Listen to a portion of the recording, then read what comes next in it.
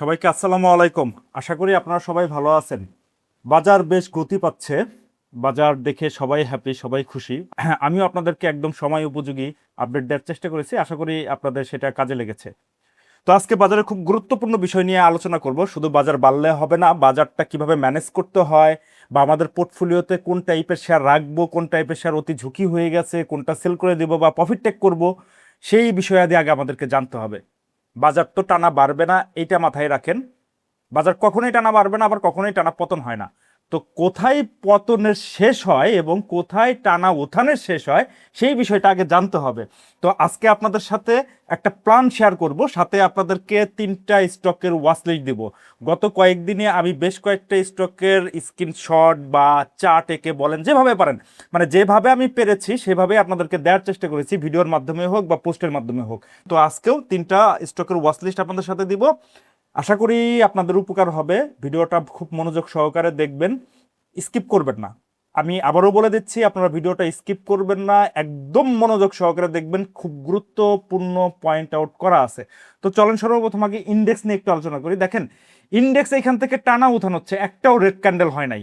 এই দিন যে এমসি ক্যান্ডেলটা তৈরি হয়েছে যে 19শে মে, এই দিন আমি আপনাদেরকে একটা ফেসবুক পোস্টের মাধ্যমে বলে দিয়েছিলাম যে বাজারের এইখান থেকেই শুরু হইতে পারে। এই যে এইখানে যখন টানা পতন হচ্ছিল, সেটা হয়তো আপনারা দেখে থাকবেন, অথবা না দেখে থাকলে আমি একটু আপনাদেরকে একটু স্ক্রিনশটটা শেয়ার করি, দেখান। এই যে ফেসবুক পোস্টে যে 19 মে, এই যে এইখানে কয়েকটা এমসি ক্যান্ডেলের রেফারেন্স দিয়ে বলেছিলাম এইখানে যে এখন সেল সিদ্ধান্ত আত্মঘাতী, তার মানে ওইখানে সেল করতে বারণ করা হয়েছিল। যাই হোক, এখন বর্তমানে আমাদের কি প্ল্যান হওয়া উচিত সেটা তো। আচ্ছা দেখেন, বাজার এইখান থেকে নেগেটিভিটি আমি কোনো কিছুই দেখছি না, একদম সত্যি কথা, কোনো কিছুই দেখছি না। আজকে সকালবেলাও বাজার একটু মাইনাস হয়েছিল, তারপরে যে চেয়ারম্যান পদত্যাগের নিউজ, সেই নিউজের কারণে আবার বাজারটা উঠে গেছে। যাই হোক, আজকে হয়তো বা ভালো নিউজ আসছে বা পজিটিভ নিউজ আসছে, বাজার উঠে গেছে, কালকে সেটা নাও হইতে পারে। তো এই মুহূর্তে বাজার কারেকশনটা দেয়াটা, মানে একটু রিটেসমেন্ট দেওয়াটা আমি আশা করতেছি, বা রিটেসমেন্ট দেওয়াটা একটু যৌক্তিক। কারণ একবারে টানা উঠলে আমরা সময় কম পাবো। মোট কথা হচ্ছে যে এইখানে যে বাড়ছে, এই বাড়াটা একবারে না বেড়ে যদি আস্তে আস্তে করে বাড়তো, তাহলে আমরা বিভিন্ন টাইপের স্টকে ঘুরে ফিরে সুইচিং করে করে প্রফিট টেক করতে পারতাম। বাট টানা উঠতেছে তো, তো এই জন্যই একটু রিটেসমেন্টটা দরকার, বা 2-1টা রেড ক্যান্ডেল দরকার। এই বলে আপনারা ভাবেন না যে আমি বাজার পতন আশা করতেছি বা বাজার কারেকশন আশা করতেছি, এইটা না। মানে যৌক্তিক যেটা, সেইটা বলার চেষ্টা করতেছি আপনাদের সাথে, এই বিষয়টা মাথায় রাখেন। তো এখন যেহেতু বাজার অনেকটাই হিট হয়ে আছে, তো এই মুহূর্তে আমাদের অতিমাত্রায় বেড়ে যাওয়া শেয়ার থেকে আমাদের সতর্ক থাকতে হবে। তো এটা নিয়ে আলোচনা করার আগে আপনাদেরকে একটা জিনিস একটু বোঝানোর চেষ্টা করি। দেখেন, আমরা বাজারে যেভাবে অ্যানালাইসিস করি, এই অ্যানালাইসিসগুলো আদৌ কি আমাদের ঠিক আছে কিনা, এইটা দ্বিতীয়বার ভাবতে হবে। দেখেন, এই জায়গাটাতে যেই দিন উঠে গেছিল, এই যে এইখানে একটা গ্যাপ ছিল, অনেকেই বলেছে এই গ্যাপটা তাকে ফিল আপ করতে হবে। যদি ফিল আপ না করে, তাহলে বাজার র্যালি পাবে না, বা বাজার শক্তি পাবে না, বা বাজার ঠিক মতো উঠবে না। মানে 5175 কি টাচ করছে? করে নাই। দেখেন এটা কত, মানে 5204 বা 3 থেকেই ঘুরে গেছে, 75-এ আসে নাই। কিন্তু যারা এই 75-এর জন্য অপেক্ষা করে বসেছিলেন যে 75-এ আসবে তারপরে আমি বাই করব, তাহলে তাদের এই যে যে এত বড় র্যালিটা হয়েছে, এই র্যালিটা কিন্তু তারা মিস করে গেছে। হ্যাঁ, তারা পরে ঢুকছে, আমি জানিও এটা, তারা পরে ঢুকছে, কিন্তু অলরেডি তখন বেড়ে গেছে। আপনি চাইলে সেই স্টকগুলো আরো কমে কিনতে পারতেন। আমি সবসময় এই বটম শেয়ার পছন্দ করি, আমি বটম এন্ট্রি নেই ভাই, আমি উড়ন্ত শেয়ার, বাড়ন্ত শেয়ার, এসব শেয়ার কখনোই পছন্দ করি না। সো বাজারে যে কখন কোন গ্যাপটা হয়, কোন গ্যাপটা ফিল আপ করবে আর কোন গ্যাপটা ফিল আপ করবে না, সেই বিষয়টা আগে আমাদের মাথায় রাখতে হবে। অ্যানালাইসিস করলেই শুধু হবে না। আমি আপনাদেরকে বলেছিলাম, ওই যে যেদিন এমসি ক্যান্ডেল হয় সেদিন ভিডিওতে আমি বলেছিলাম এই গ্যাপ কেন হয়েছিল, কি কারণে হয়েছিল, এই কারণটাকে খুঁজতে হবে। ভাই টেকনিক্যাল অ্যানালাইসিস করলেই হবে না। অনেকেই আছে দেখি যে নিজেকে 90% 80% অ্যাকুরেসি বলে। ভাই আমি সেটা বলবো না, আমি 60%-এর উপরে থাকলে আমার এনাফ। একজন অ্যানালিস্টের যদি অ্যাকুরেসি 60% প্লাস থাকে, তাহলেই এনাফ। ওই 90%, 99% গ্যারান্টি দেওয়ার মতো লোক আমি না ভাই। আমি ভাই ওই রকম জিনিসপত্র অত বুঝি না। আমি যতটুকু বুঝি ততটুকুই আপনাদেরকে বোঝানোর চেষ্টা করি। এই 99% গ্যারান্টি দেয় যে এই গ্যাপ পূরণ করতেই হবে, এখানে না আসলে বাজার শক্তি হবে না। এখনো বলতেছে যে এখানে গ্যাপ রেখে গেছে, সে আবার রিটেস্ট করে এই গ্যাপ পূরণ করতে আসবে। ভাই ওইটার জন্য যদি বসে থাকি বাজারে, বাজার থেকে তো আপনি প্রফিটই করতে পারলেন না, বা আপনি অপরচুনিটিটা হারাইলেন। তো বাজারে অ্যানালাইসিস করলে অ্যানালাইসিসের মতো করে করতে হবে। কোন অ্যানালাইসিসটা করলে আপনার ভ্যালিড হবে, কোন অ্যানালাইসিসটা করলে ভ্যালিড হবে না, সেই বিষয়টাকে শিখতে হবে। সেটা যদি না জানেন, না বুঝেন, তাহলে ভাই এই বাজার থেকে প্রফিটের মুখ দেখতে পারবেন না। এটাই হলো মূল কথা। যাই হোক, এনিওয়ে বাজারের ইন্ডেক্স নিয়ে আমি এখন এই মুহূর্তে ভাবছি না। আমি ভাবছি যে স্টকগুলা অলরেডি দাম বেড়ে গেছে, আমি একটু আপনাদের সাথে প্ল্যানটা শেয়ার করি। যে স্টকগুলা অলরেডি দাম বেড়ে গেছে 30, 40, 50% অলরেডি পিকে আছে, সেই স্টকগুলা থেকে এই মুহূর্তে একটু সতর্ক থাকবেন আপনারা। যে স্টকগুলো একদম বটম রেঞ্জে আছে, যদি বাজার এখান থেকে 2-1 দিন রেড ক্যান্ডেলও হয়, বটম শেয়ারগুলোতে তেমন একটা ইফেক্ট পড়বে না।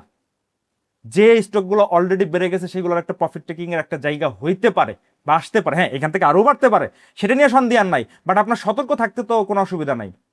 দেখেন বটম শেয়ার এইখান থেকে যেগুলো বাড়ে নাই সেগুলো বাড়ার অনেক সম্ভাবনা আছে, আর যেগুলো বাড়ছে অলরেডি সেগুলো প্রফিট টেকিং এর সম্ভাবনা আছে, এটা মাথায় রাখবেন। আমি আপনাদেরকে একটা জিনিস একটু বোঝানোর চেষ্টা করি, চলেন দেখেন।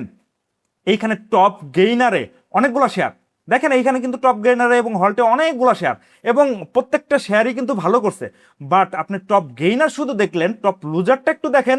দেখেন টপ লুজারও আজকে বাজার 33 পয়েন্ট পজিটিভ, এবং ভালো নিউজও ছিল, এবং ভলিউমও ভালো হয়েছে, বাট নেগেটিভও কিন্তু স্টক আছে।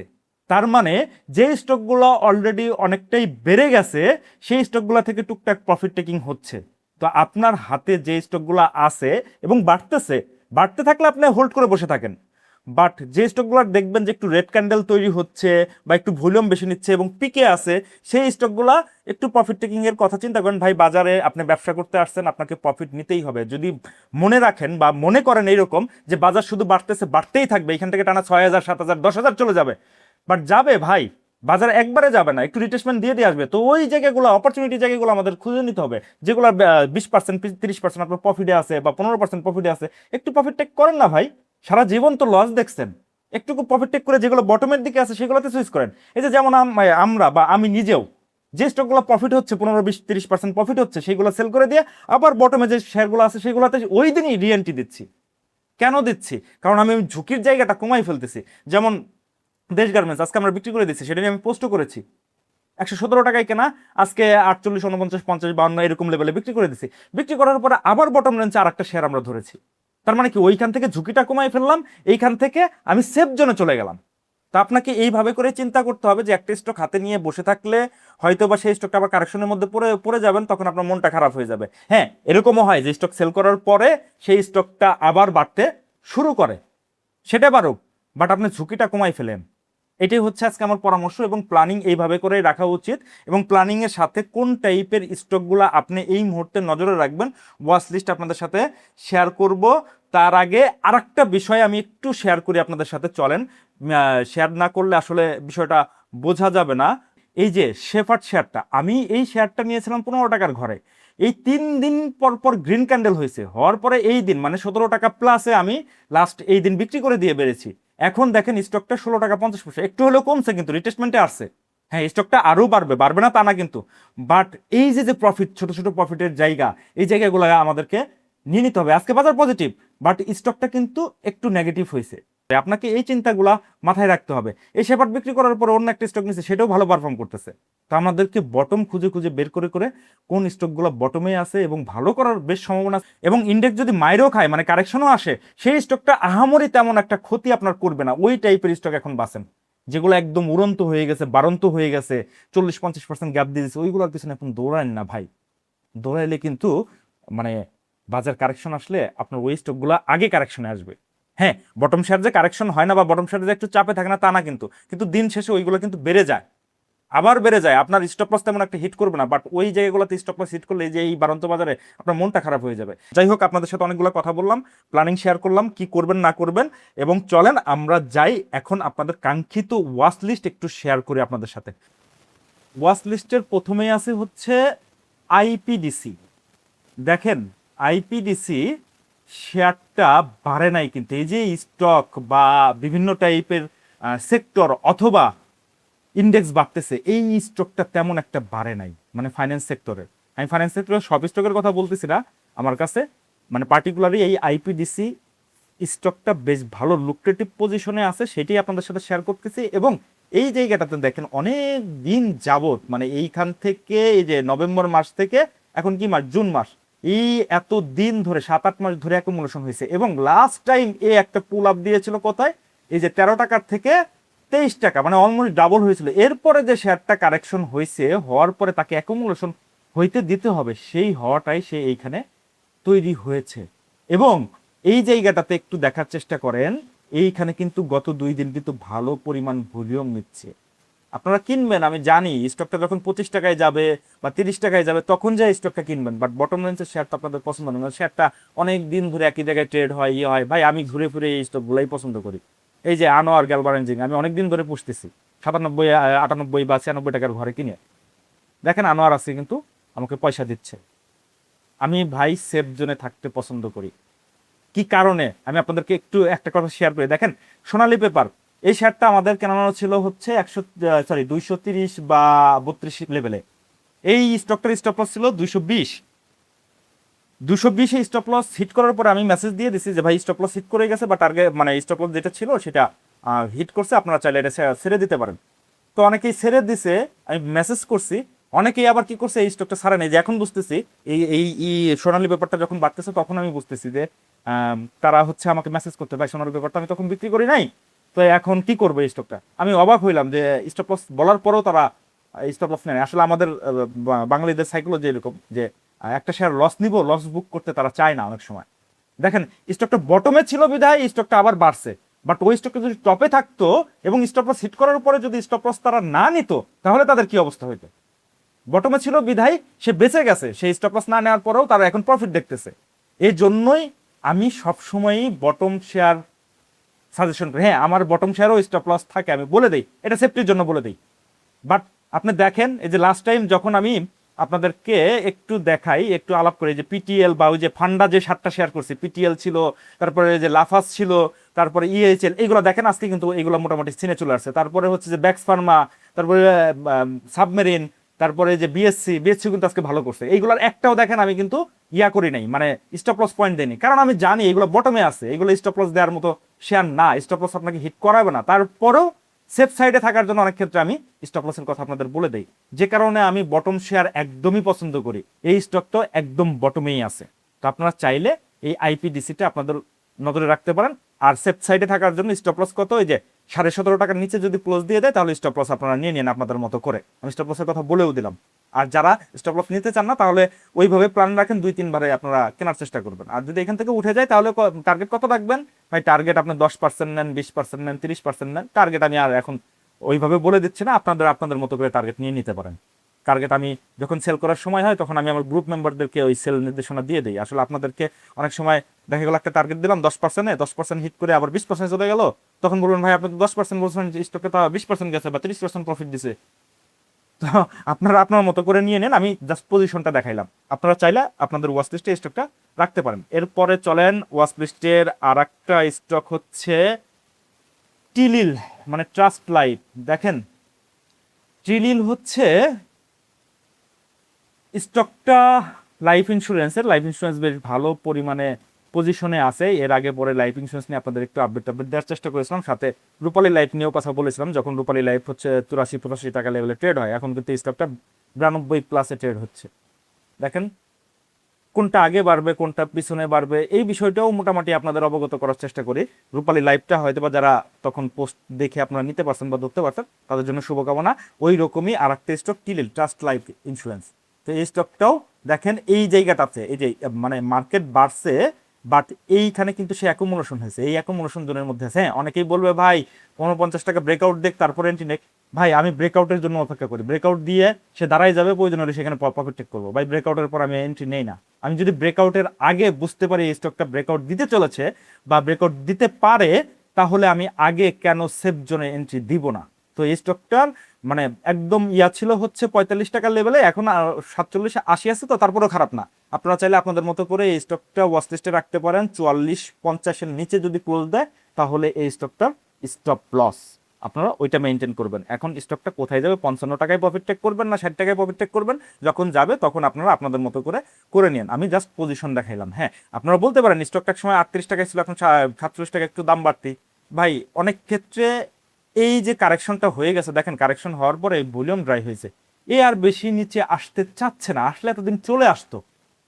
তারপরেও যদি কোনো কারণে চলে আসে সেক্ষেত্রে স্টপ লস।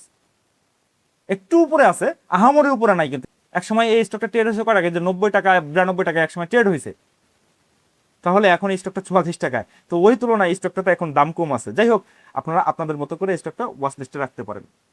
এরপরে চলেন আর একটা স্টক আছে, সেই স্টকটা একটু জেডের স্টক। সেটা যাওয়ার আগে আমি আপনাদের সাথে একটা বিষয় নিয়ে একটু আলোচনা করতে চাই, সেইটা একটু ক্রেডিটে দিতে চাই। আসলে এটা ভালো লাগার জায়গা, বা আপনাদের সাথে কাজ করি যেহেতু, সেহেতু একটু ভালো লাগছে বিষয়টা শুনে, বা বিষয়টা অবগত করেছেন আমাকে তিনি, তো যে কারণে আপনাদের সাথেও একটু শেয়ার করতে চাই। চলেন একটু যে দেখি আমরা, কি যে আমার হোয়াটসঅ্যাপে এক ভাই, মানে আমার গ্রুপ মেম্বারের এক ভাই, উনি আমাকে একটা মেসেজ করছেন এইখানে।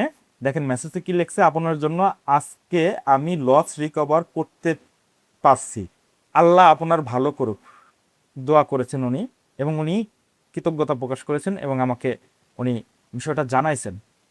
আসলে সবাই যে গালি দেয় বিষয়টা তা না, গালি অনেকেই দেয়, অনেকের কাছ থেকেই গালি শুনি। এই যে এই সব মানুষের জন্যই এইখানে কাজ করতে ভালো লাগে। ভালোবাসা, আপনাদের দোয়া, আপনাদের ভালোবাসা, দোয়া অনেক বড় জিনিস। আমি মানুষের কাছ থেকে দোয়া চাই। আমি কখনো কোনো সময় মানুষের বুঝতে পেরে কখনো ক্ষতি করার চেষ্টা করি না, পারলে উপকার করি, না পারলে কখনো ক্ষতি করার চেষ্টা করি না। তো মানুষকে উপকার করি বা উপকার করার চেষ্টা করি। ভাই ব্রাদার যারা আছে, যারা আমার সাথে ট্রেড করেন, তারা এই যে এই জিনিসটা দেখেন, অনেকদিন উনি লসে ছিলেন, উনি লস রিকভারি করেছেন এবং আমার সাথে সেটা শেয়ার করেছেন। আমার খুব ভালো লাগতেছে, একদম মন থেকেই খুবই ভালো লাগতেছে। থ্যাংক ইউ ভাই, যে ভাই আমাকে এই মেসেজটা করেছেন, তাকে, তার উদ্দেশ্যে, তার নামটা এখানে বললাম না, তার উদ্দেশ্যে বলতেছি ভাই আপনি, আপনার জন্য দোয়া থাকলো, আপনি ভালো করেন। আশা করি একসাথে পথ চলা অনেক দিন হবে। তো চলেন এরপরে টপিকসে ফিরে যাই।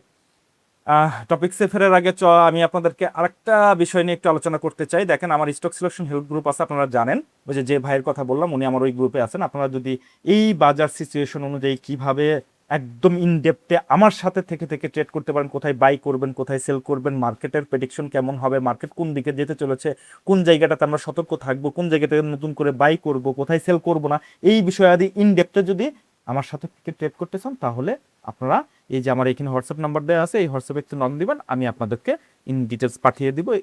স্টক সিলেকশন গ্রুপে কিভাবে অ্যাড হবেন সেই বিষয়াদি নিয়ে আমি আপনাকে হেল্প করার চেষ্টা করব। তো চলেন পরের স্টকটাতে একটু যাই। পরের স্টকটা হচ্ছে জেডের স্টক। আমি আপনাদেরকে জেডের একটা লিস্ট দিয়েছিলাম, একদম মানে মার্কেট বাড়ার আগেই 5টা জেডের স্টক দিয়েছিলাম। সেই পাঁচটাই মোটামুটি ভালো করেছে, মোটামুটি না, এর মধ্যে বেশ কয়েকটা একদম মানে যে এমআরএল অয়েল তো একেবারে উড়ন্ত হয়ে গেছে। যাই হোক, আমি ওটার জন্য ক্রেডিট নিব না। আমি চাই যে 5টা দিছি, 5টাই আপনাদের জন্য ভালো থাকে, কারণ সবাই তার একটা দুইটা শেয়ার নেয় না, এই 5টা কেউ ভাগ ভাগ করে নিছে, 5টাই আপনাদেরকে টুকটাক ভালো প্রফিট দিচ্ছে, কম হোক বেশি হোক আপনারা পাচ্ছেন। তো ওই পরিপ্রেক্ষিতে এআইএল আর একটা জেডের শেয়ার আমি আপনাদেরকে এইটাও একটু ওয়াচ লিস্টে রাখতে বলবো। এই স্টকটা একটা সময় আমি এই লেভেলে মানে 28 টাকা লেভেলে ট্রেড করে, যে এই দিন যেই দিন একদম টপে বিক্রি হয়, ট্রেড হয়, তখন আবার বিক্রি করে দিয়েছিলাম। আমি আবার নতুন করে, আমি একদম ওপেনলি বলতেছি, এই নতুন করে আমার এই 30 টাকার আশেপাশে, মানে 30 টাকার ঘরে বা 31 টাকার ঘরে আমার রিএন্ট্রি হয়েছে। হ্যাঁ, এরপরে 2 দিন বাড়ছে, আবার একটু কারেকশন আশা করছিলাম, কিন্তু হয় নাই। এই যতটুকু হয়েছে এইটুকুই এনাফ। তো আপনারা চাইলে, এখন স্টকটা 33 টাকার ঘরে আছে, আপনারা চাইলে স্টকটা আপনাদের ওয়াচ লিস্টে রাখতে পারেন। তবে হ্যাঁ, স্টকটা আরেকটু নিচে পাইলে ভালো, 30 টাকার ঘরে পাইলে ভালো। আবার এত দূর মানে 27 টাকার ঘরে আর আসবে কিনা সেটা নিয়ে সন্দেহ। আপনারা একটু প্ল্যান রাখেন, 2-3 বারে যদি আপনারা নিতে পারেন। তবে স্টকটার স্টপ লস দেওয়ার তেমন একটা প্রয়োজন মনে করছি না। যদি আপনারা কেউ মনে করেন যে না একবারে ট্রেড করবেন, তাহলে এই সুইং এর বটম মানে 31 টাকার নিচে আসলে তখন আপনি স্টপ লস নিয়ে নিন। বাট যদি আপনি মনে করেন যে স্টকটা আমি একটু সময় দিব বা 2 ধাপে কিনবো, তাহলে স্টকটা 33 টাকার ঘরে একটা বাই হইতে পারে। আবার কোনো কারণে যদি নিচে আসে 30 টাকার ঘরে বা 30 টাকার নিচে পান, তাহলে আর একটা বাই হইতে পারে। স্টকটা একটু টার্গেট বেশি হবে। এই স্টকটা একটু টার্গেট আপনাদেরকে বলে দেয়। ফার্স্ট টার্গেট হচ্ছে 40 টাকা, সেকেন্ড টার্গেট হচ্ছে 47-48 টাকা, মানে টার্গেট একটু বড়। সো আপনাকে সময়ও একটু বড় দিতে হবে। তো আপনারা চাইলে এই জেডের এই স্টকটাও, যেহেতু জেড যেগুলো আমি দিয়েছিলাম ওই পাঁচটা মোটামুটি প্রফিট দিয়ে দিয়েছে, এখন ওইগুলো বাই রেঞ্জের মধ্যে নাই, সেহেতু এই স্টকটা একটু বাই রেঞ্জের মধ্যে আছে, আমার চোখে পড়লো, আমি আপনাদের সাথে এটা শেয়ার করলাম। তবে আমার কথাতেই আপনাদের কিনতে হবে বিষয়টা এমন না, আমি আবারও বলে দিচ্ছি, আমি জাস্ট প্রেডিকশন করি এবং আপনাদের সাথে শেয়ার করি, আর কিচ্ছু না। আমি ওয়াচ লিস্টে রাখছি, আমার ওয়াচ লিস্ট থেকে আপনাদের সাথে শেয়ার করলাম। এখন কিনবেন কি কিনবেন না সম্পূর্ণই ভাই আপনাদের ব্যক্তিগত বিষয়। এতে আপনার লস হইলেও আপনার হবে, লাভ হইলেও আপনার হবে। জাস্ট আমি প্রেডিকশন করি। অনেক সময় আপনারা এইরকম বলেন, ভাই স্টকটা আপনি সাজেশন করেছেন, স্টকটা তো নিচে নামতেছে বা স্টপ লস হিট করছে। ভাই বাজারে থাকলে আপনাকে স্টপ লস মেনটেন করতেই হবে, প্রফিট টেকিং মেনটেন করতে হবে। বাজারে এটা নিয়েই বাজার যদি আপনি ঠিকঠাক মতো রিড করতে পারেন, তাহলে বাজারের প্রেডিকশন যদি আপনার 60% প্লাস হয়, তাহলে আপনি ঠিকঠাক মতো এখান থেকে প্রফিট মেক করতে পারেন এবং ভালো হ্যান্ডসাম প্রফিট মেক করতে পারেন। এই যে এখন এই মুহূর্তে যেটা আমরা করছি আর কি, বাজার কিন্তু ভালো পরিমাণ ব্যবসা দিচ্ছে। হ্যাঁ, এই মুহূর্তে কেউ ধরতে পারছে, কেউ ধরতে পারছে না, কেউ আবার অনেকেই দেখবেন যে একদম টপের শেয়ার কিনে আটকে আছে। ভাই এই মুহূর্তে আপনাদেরকে আমি সাজেশন করতেছি, বাজার যেহেতু হিটে আছে, একদম বাড়ন্ত শেয়ার, উড়ন্ত শেয়ার, আবারও বলে দিচ্ছি এই শেয়ারগুলা থেকে দূরে থাকেন, যে শেয়ারগুলো বটম রেঞ্জে আছে। যদি মার্কেট কারেকশনও যায় তারপরও আপনার তেমন ক্ষতি হবে না। দ্বিতীয়ত, যদি বাজার এখান থেকে আরো যদি উপরে যেতে যায়, তাহলে এই শেয়ারগুলা আবার সিনে চলে আসবে, এই শেয়ারগুলাই বাড়বে। সো আপনারা ওইভাবে করেই প্ল্যানিং রাখেন। আজকের মতো ভিডিও এখানেই শেষ করছি। আপনারা ভালো থাকবেন, সুস্থ থাকবেন, ধন্যবাদ।